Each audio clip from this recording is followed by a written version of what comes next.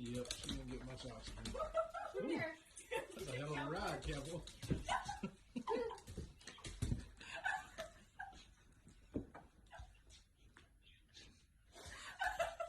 She got that.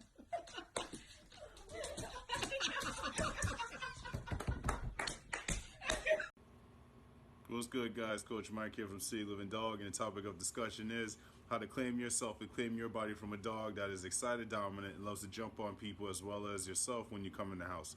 In this video, I'm working with Amir. She's a 3-year-old pit bull with some excited dominance issues, and she loves to jump on people when they come in the house. Now, when I say excited dominant, I mean she wants to do things at 100 miles an hour, fast, fast, fast, fast, jump, jump, jump, jump, jump. If you grab the leash, she's jump, jump, jump, jump. She's so excited, and this is how she dominates the situation and dominates you into doing whatever you want, whatever she wants you to do at 100 miles an hour as well. So as you can see in the video, I had to claim myself by backing her away every time she came towards me and jumped. So therefore she realized that I wasn't going to give her space, and I was not going to give her attention for her jumping on me as well. I would give her structure, which was me walking towards her, backing her down and making her sit until she was able to calm down.